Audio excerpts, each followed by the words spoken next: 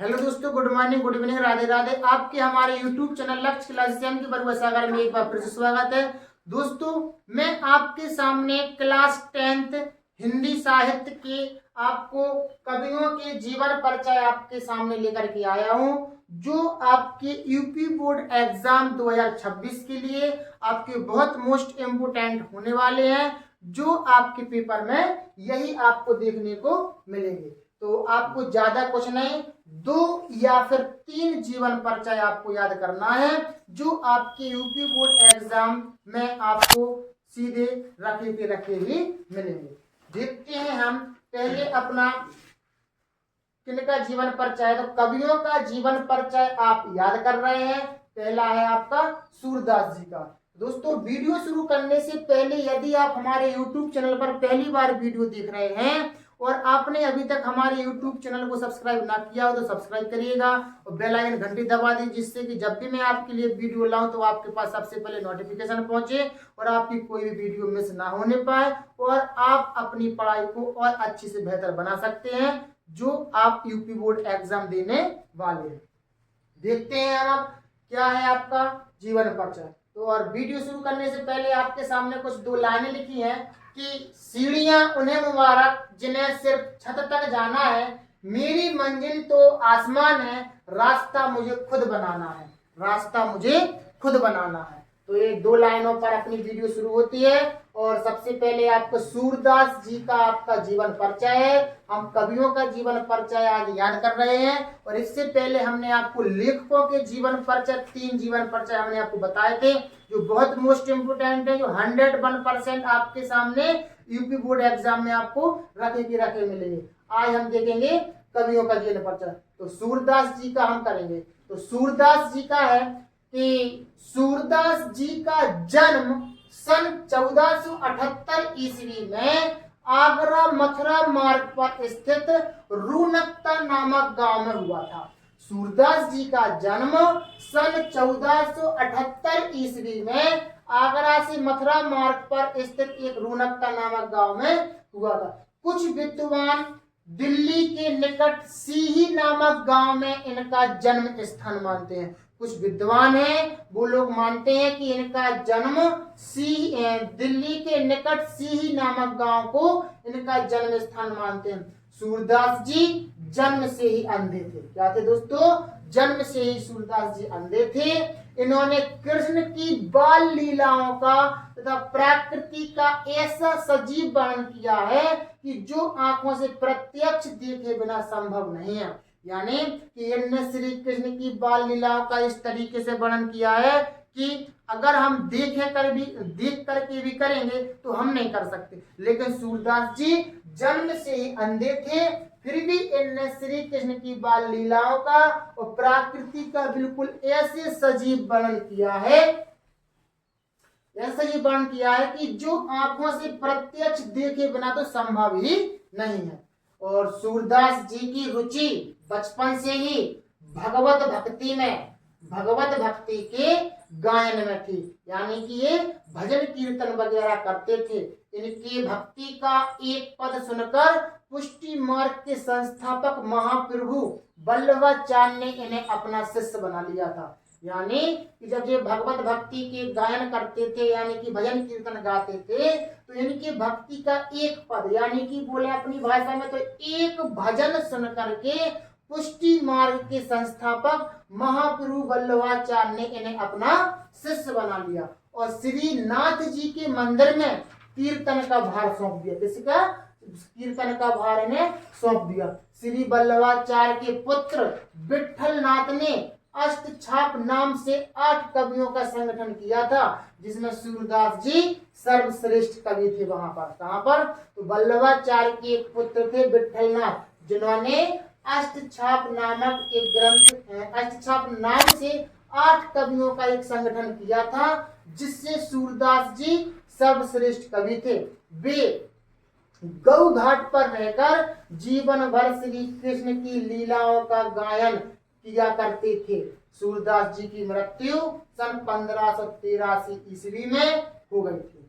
तो जो मोस्ट चीजें हैं आप समझ सकते हैं कि सूरदास जी ने क्या का वर्णन किया है, श्री कृष्ण की बाल लीलाओं का। एक बार और समझ लें, जिससे कि आपको कहानी टाइप में याद करना है।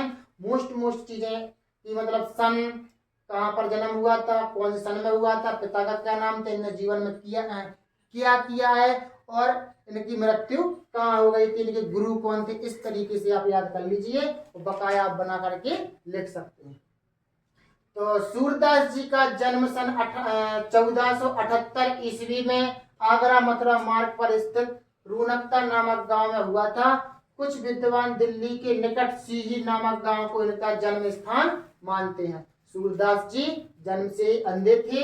इन्होंने श्री कृष्ण की बाल लीलाओं का प्रकृति का ऐसा सजीव वर्णन किया है कि जो आंखों से देखे बिना तो बिल्कुल संभव ही नहीं है। सूरदास जी की रुचि बचपन से ही भगवत भक्ति में थी। इनकी भगवत भक्ति का एक पद सुन करके पुष्टि मार्ग के संस्थापक महाप्रभु वल्लभाचार्य थे, इन्होंने इनको अपना शिष्य बना लिया। तो एक श्रीनाथ जी के मंदिर में कीर्तन का भार इन्हें सौंप दिया कि आप सुबह शाम यहीं पर कीर्तन करेंगे। तो श्री वल्लभाचार्य के एक पुत्र थे विठलनाथ, उनने अष्टछाप नाम से 8 कवियों का एक संगठन किया, यानी एक कमेटी बनाई, जिसमें सूरदास जी सर्वश्रेष्ठ कवि थे। वे गौ घाट पर रहकर जीवन भर श्री कृष्ण की लीलाओं का गायन करते रहे और सूरदास जी की मृत्यु 1583 ईस्वी में हो गई थी। अब इनकी मोस्ट जो रचनाएं हैं वो देखते हैं। रचनाएं सूरदास जी की निम्नलिखित कृतियां हैं या फिर रचनाएं, आप ऐसा बोल सकते हैं। सूरसागर क्या है, तो सूरसागर नामक रचना में 1.25 लाख पदों में से अब लगभग 10,000 पद ही बताए जाते हैं, जिनमें कृष्ण की बाल लीलाओं का वर्णन और बाल लीलाओं का और गोपी प्रेम का, बाल लीलाओं का, गोपी प्रेम का और गोपी विरह आदि का वर्णन किया गया है। काय में, सूरसागर में। सूरसागर नामक इनका एक ग्रंथ है। सूरसागर नामक ग्रंथ में इनने श्री कृष्ण की बाल लीलाओं का और गोपी प्रेम, गोपी विरह का वर्णन, विरह का वर्णन किया है। और पहले 1.25 लाख पद थे, 1.25 लाख पद थे, लेकिन आज की तारीख में अभी तक 10,000 पद ही बताए जाते हैं। सूरसूरावली में क्या है, इसमें 11,007 पद हैं। यह सूरसागर का सार भाग है। साहित्य लहरी क्या है, इसमें 118 दृष्टिकूट पदों का संग्रह है। ठीक है ना। तो इस तरीके से आपकी रचनाएं है। और साहित्य में स्थान, भक्त कवि सूरदास का स्थान हिंदी साहित्यकार में सूर्य के समान है। तो इस तरीके से अपन को साहित्य में स्थान लिख देना है 1-2 लाइन का, कि भक्त कवि सूरदास जी का स्थान हिंदी साहित्यकार में सूर्य के समान है। तो इस तरीके से आप साहित्य में स्थान लिखेंगे। और इसी के लास्ट में आपकी 2 पंक्तियां लिखी हैं कि ना पूछो कि मेरी मंजिल कहाँ है, ना पूछो कि मेरी मंजिल कहाँ है, अभी तो सफर का इरादा किया है, ना हारूंगा हौसला उम्र भर, ये मैंने किसी से नहीं खुद से वादा किया है। तो ये आपकी 4 लाइनें हैं कि एक, मैंने खुद से वादा किया है कि मैं अपने UP board exam high school में सबसे अच्छे नंबर लाऊंगा। मैं किसी से भी मैंने वादा नहीं किया, मैंने खुद से वादा किया है। तो क्या लिखा है, ना पूछो कि मेरी मंजिल कहाँ है, अभी तो सफर का इरादा किया है, ना हारूंगा हौसला उम्र भर, ये मैंने किसी से नहीं खुद से वादा किया है। तो इस तरीके से आपकी 4 लाइनें हैं, आप अच्छे से याद करिए और समझिए, और रट्टा नहीं, समझते हुए आप याद करिए, आपको सारी चीजें याद हो जाएंगी। दूसरे नंबर पे है अब आपका तुलसीदास जी का जीवन परिचय। ये आपके कवि हैं। तो पहले आपने सूरदास जी का किया, अब देखो तुलसीदास जी का। गोस्वामी तुलसीदास जी का जन्म सन 1532 ईस्वी में बांदा जिले के, कहाँ के, बांदा जिले के राजापुर गांव में हुआ था। गोस्वामी तुलसीदास जी का जन्म सन 1532 ईस्वी में बांदा जिले के राजापुर गांव में हुआ था। कुछ विद्वान इनका जन्म एटा जिले के सोरो नामक गांव में मानते हैं। एटा जिले के सोरो ग्राम में मानते हैं। तुलसीदास सरयू ब्राह्मण थे। कौन से थे? तुलसीदास जी सरयू पारण ब्राह्मण थे। इनके पिता आत्माराम दुबे। कौन? इनके पिता आत्माराम दुबे और इनकी माता हुलसी। कौन? इनकी माता का नाम क्या है? हुलसी। इनके पिता थे आत्माराम दुबे। आत्माराम दुबे और माता हुलसी ने अभुक्त मूल नक्षत्र में पैदा होने के कारण इन्हें त्याग दिया था। यानी कि गोस्वामी तुलसीदास जी ऐसे मूल नक्षत्र में पैदा हुए थे कि इनकी माता पिता ने इन्हें त्याग दिया था। ये अभुक्त मूल नक्षत्र क्या होता है? तो अभुक्त मूल नक्षत्र का मतलब होता है कि वो ऐसे समय में पैदा हुए थे, यदि वो बच्चे यदि घर पर रहता तो या तो माता पिता नष्ट हो सकते थे या फिर बच्चा नष्ट हो सकता है। तो किसी एक पर कोई मुसीबतों का पहाड़ टूटता है तो उनने क्या किया था? इनके माता पिता ने इनको ही घर से त्याग दिया था। क्यों? अभुक्त मूल नक्षत्र में पैदा हुए थे, इसलिए इनको त्याग दिया था। इनका बचपन बड़ी कठिनाई में व्यतीत हुआ। सौभाग्य से इनको बाबा नरहरिदास का आशीर्वाद प्राप्त हुआ। किनका हुआ? बाबा नरहरिदास का आशीर्वाद प्राप्त हुआ। इन्हीं की कृपा से इनको शास्त्रों के अध्ययन का अवसर मिला। इन्हीं की कृपा से इनको शास्त्रों के अध्ययन का अवसर मिला। स्वामी जी के साथ ही एक काशी आए थे, जहां पर विद्वान महात्मा शेष सनातन जी ने इन्हें वेद वेदांग दर्शन साहित्य पुराण आदि का गहन अध्ययन कराया। तुलसी का विवाह एक दीन बंधु, इनका विवाह कहाँ से? दीन बंधु की एक सुंदर और विदुषी कन्या रत्नावली से हुआ था। इससे हुआ था? विदुषी कन्या रत्नावली से हुआ था। इन्हें अपनी पत्नी से बहुत अत्यधिक प्रेम था। एक बार पत्नी द्वारा बिना कहे मायके चले जाने पर अर्धरात्रि में आंधी तूफान का सामना करते हुए अपने ससुराल जा पहुंचे। इस पर इनकी पत्नी ने इन्हें बहुत डांटा और फटकारा। अपनी पत्नी की फटकार सुन करके तुलसी को वैराग्य हो गया। वैराग्य यानी कि ये घर परिवार छोड़ करके अब अपने भजन भक्ति में क्या हो गए थे? लीन हो गए थे। अनेक तीर्थों का भ्रमण करते हुए ये रामचरित्र का गायन करने लगे। अधिकांश रचनाएं इन्होंने चित्रकूट में, काशी, अयोध्या में ही इन्होंने लिखी हैं। काशी के 80 घाट पर सन 1623 ईस्वी में इनका स्वर्गवास हो गया था। तो इस तरीके से आपका तुलसीदास जी का जीवन परिचय है। आप इसको लिख लीजिए रजिस्टर पर और बहुत अच्छे से आप इसको याद कीजिए। इन्हीं में से आपके पेपर में आएगा 101%, इन्हीं में से आपका आएगा। एक बार और समझिए जल्दी से। गोस्वामी तुलसीदास जी का जन्म सन 1532 ईस्वी में बांदा जिले के राजापुर गांव में हुआ था। कुछ विद्वान इनका जन्म एटा जिले के सोरो ग्राम में मानते हैं। तुलसीदास सरयू पारण ब्राह्मण थे। इनके पिता आत्माराम दुबे। कौन? इनके पिता आत्माराम दुबे और इनकी माता हुलसी ने अभुक्त मूल नक्षत्र में पैदा होने के कारण इनको घर से त्याग दिया था। इनका बचपन बड़ी कठिनाई से व्यतीत हुआ। सौभाग्य से इनको बाबा नरहरिदास जी का आशीर्वाद प्राप्त हुआ। बाबा नरहरिदास कि छोटे से इनका जीवन तो बड़ी कठिनाई के साथ तो बीत ही रहा था, तभी इनको बाबा नरहरिदास मिले तो उनका आशीर्वाद इनको प्राप्त हुआ। तो इन्हीं की कृपा से इनको शास्त्रों के अध्ययन का अवसर मिला। इनके बाबा नरहरिदास जी ने इनको पढ़ाया लिखाया और बहुत सारे इनको ग्रंथ याद करवाए। तो स्वामी जी के साथ ही एक काशी आए थे, जहां पर विद्वान महात्मा शेष सनातन जी ने इन्हें वेद वेदांग दर्शन इतिहास पुराण आदि का गहन अध्ययन कराया। तुलसी का विवाह दीन बंधु पाठक की सुंदर और विदुषी कन्या रत्नावली से हुआ था। इन्हें अपनी पत्नी से अत्यधिक बहुत प्रेम था। एक बार पत्नी द्वारा बिना कहे मायके चले जाने पर अर्धरात्रि में आंधी तूफान का सामना करते हुए ये अपने ससुराल में जा पहुंचे। इसी पर इनकी पत्नी ने इन्हें बहुत डांटा। अपनी पत्नी की फटकार से तुलसी को वैराग्य हो गया था। यहीं से यहाँ पर इनको क्या भजन भक्ति में अब ये बिल्कुल लीन हो गए थे। तो यहाँ पर हम थोड़ी सी अगर कहानी आपको बताएं तो ये जब इनकी शादी हुई थी तो ये अपनी पत्नी के बिना बिल्कुल एक दिन, एक पल, एक मिनट, बोले तो एक पल भी नहीं रहते थे।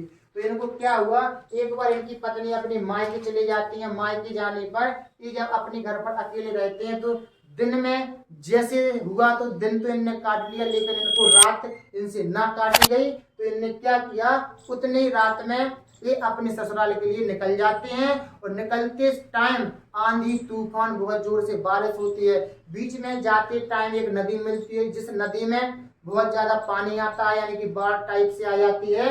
और उसी समय जब ये नदी पार करते हैं तो ये नदी की धार में जब ये पार करते हैं तो उसी समय इनको एक क्या मिल जाता है, एक मुर्दा हुआ आता हुआ दिखाई देता है। लेकिन इनको पता नहीं होता कि ये मुर्दा है। ये तो नाव समझ करके उसमें उसको पकड़ लेते हैं और नदी पार कर जाते हैं। इनको यही पता नहीं होता है कि ये नाव है कि मुर्दा है, क्या है। तो जब ये बाहर निकलते हैं तो चले जाते हैं। जैसे ही घर पर पहुंचते हैं अपने ससुराल में तो ये अपने गेट बजाते हैं, मतलब गेट की घंटी बजाते हैं, लेकिन कोई नहीं सुनता है इतनी रात में, क्योंकि आंधी तूफान पानी का मौसम था उस समय।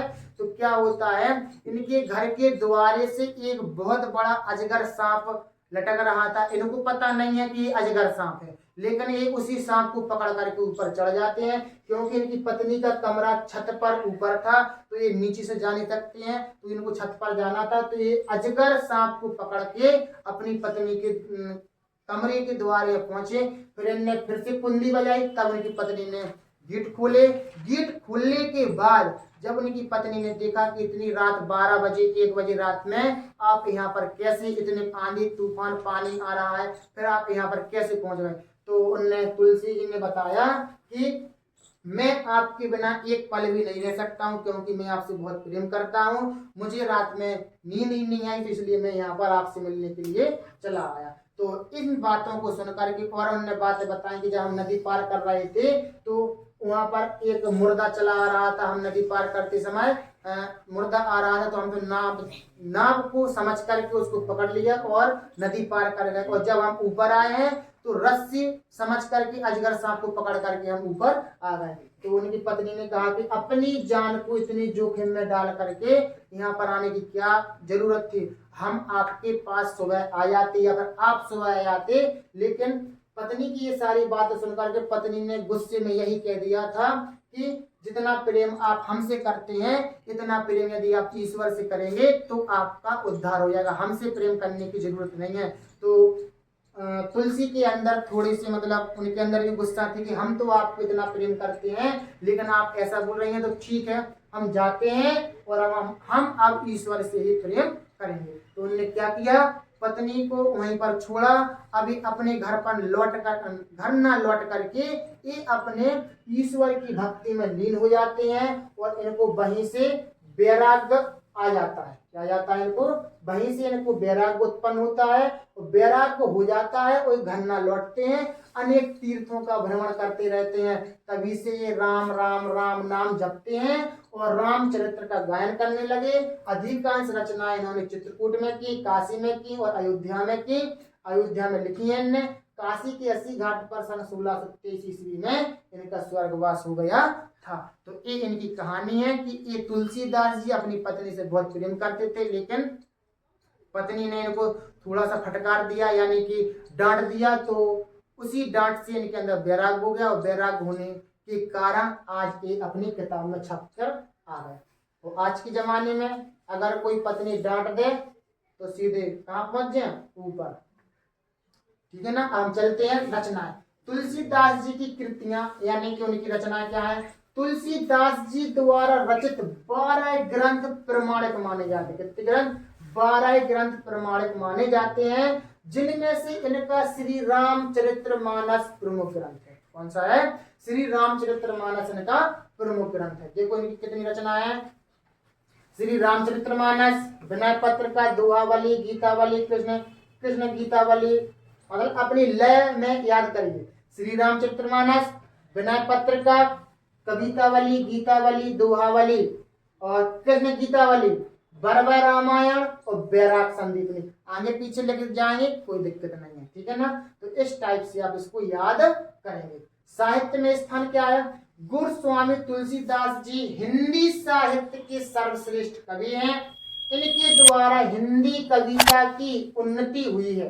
क्या की हुई है? हिंदी कविता की उन्नति हुई है। इन्होंने अनेक मतों और विचारधाराओं में समन्वय स्थापित करके समाज में पुनर्जागरण का मंत्र फूंका है, इसलिए इन्हें समाज का पथ प्रदर्शक भी कहा गया है।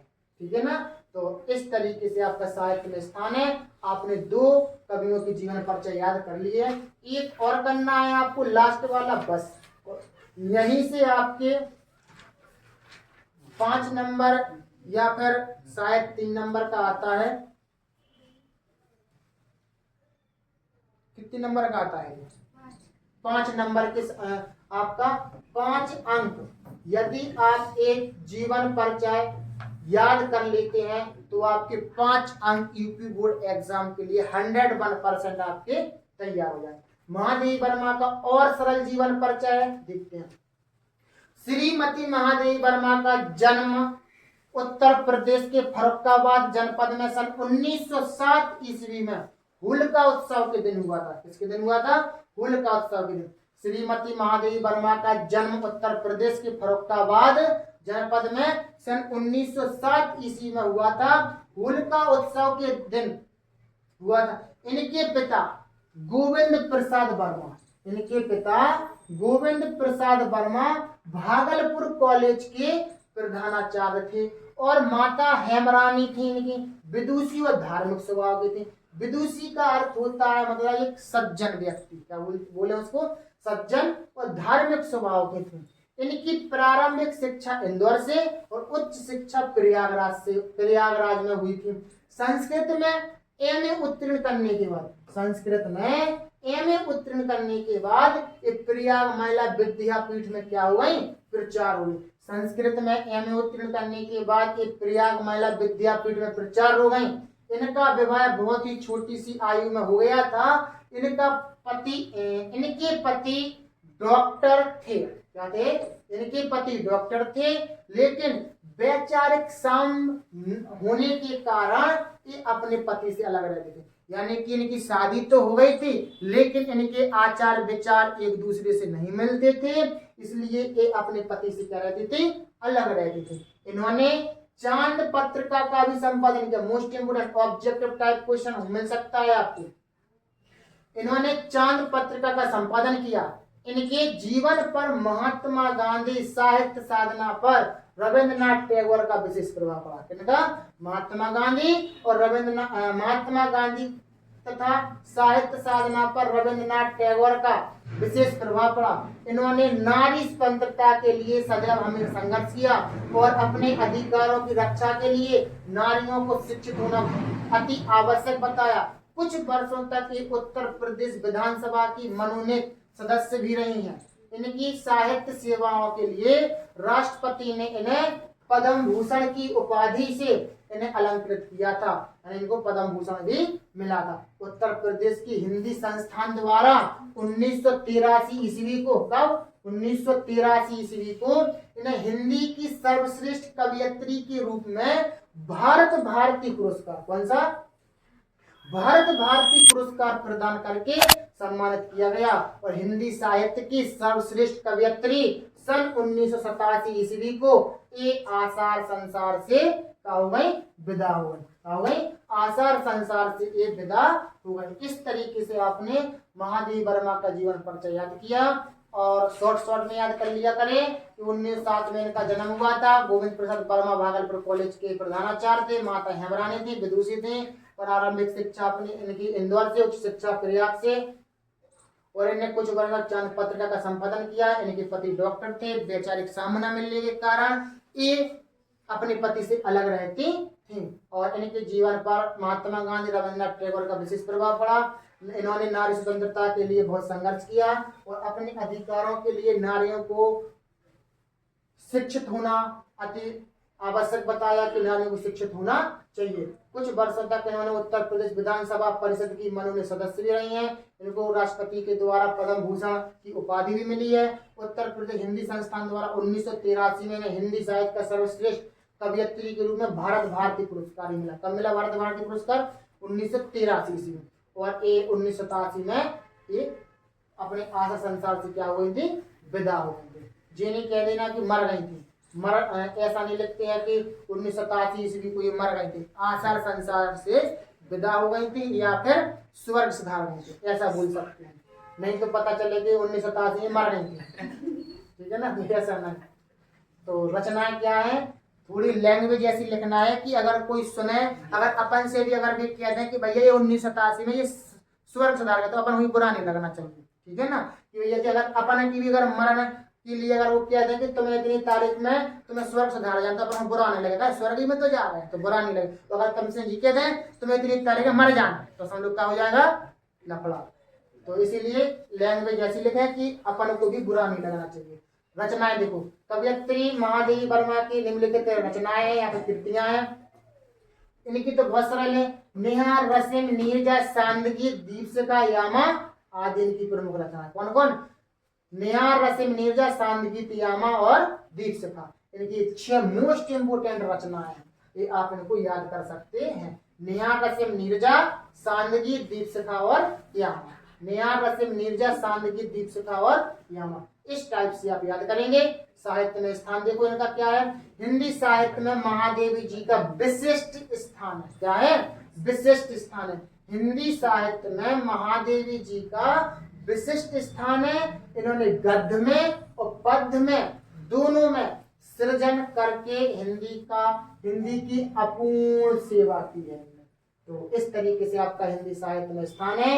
यदि आप ये कर लेते हैं तो आपके 5 अंक 100% आपके यूपी बोर्ड एग्जाम में आने वाले हैं। तो इस तरीके से आपने आज 5 नंबर का आपने कंप्लीट किया है अपना सिलेबस। दोस्तों हम आशा करते हैं कि आपको बहुत अच्छी समझ में आया होगा और आप अच्छे से याद भी कर लेंगे। आप दोस्तों आज की वीडियो कैसी लगी, अच्छी लगी तो लाइक शेयर कमेंट करिएगा। और यदि आप हमारे यूट्यूब चैनल पर पहली बार वीडियो देख रहे हैं और आपने अभी तक हमारे यूट्यूब चैनल को सब्सक्राइब ना किया तो सब्सक्राइब करिएगा और बेल आइकन घंटी दबा दीजिए, जिससे कि जब भी मैं आपके लिए वीडियो लाऊं तो आपके पास सबसे पहले नोटिफिकेशन पहुंचे और आपकी कोई वीडियो मिस ना होने पाए और आप अपनी पढ़ाई को और अच्छे से बेहतर बना सकते हैं, जिससे कि आप यूपी बोर्ड एग्जाम 2026 में आप सबसे अच्छा पेपर आप ही कर सकें।